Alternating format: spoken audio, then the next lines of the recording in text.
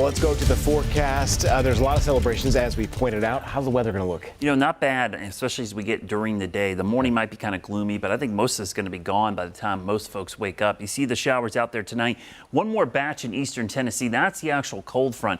Now, the cold front itself doesn't really get through to the middle of the day tomorrow. So once the sun does come out ahead of that front, it's going to be a pretty warm day tomorrow. So early on in the day, I definitely think you want to have that jacket, maybe even umbrella.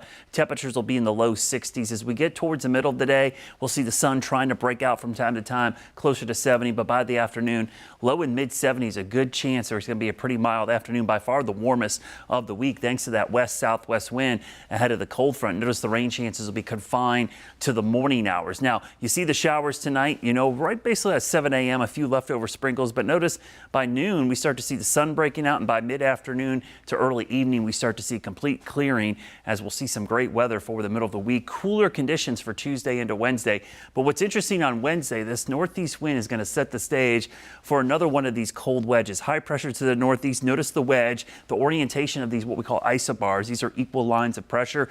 This is showing the cooler air moving into the Carolinas at the surface. So there's moisture to the west. That's going to ride up and over this cool air fault into it. Some of it will evaporate, but it'll actually cause a cold pocket of air. We call it cold air damming, or the cold air wedge. It's going to be kind of a miserable day on Thursday. I think temperatures are going to struggle to get out of the low 50s with rain on and off throughout the day. But once it clears out, it looks like a brief cool down and then more dry air and mild weather starting to build in for the weekend. We could see temperatures jump back into the mid and upper 60s, maybe even 70s, showing back up by a week from tomorrow. So when we look at the rain chances this week, just a little bit of drizzle tomorrow, and then that rain late Wednesday into Thursday. Definitely looks like a soggy, cold, raw day on Thursday, probably far the worst day of the week. The rest of the week actually is going to shape up to be pretty nice. And the rainfall amounts aren't going to be really high. They're just going to be kind of that persistent drizzle mist, kind of like what we saw today. You see most totals are less than a half an inch. Wouldn't be surprised to see a couple areas higher, but all in all, over the next 7 days, pretty dry.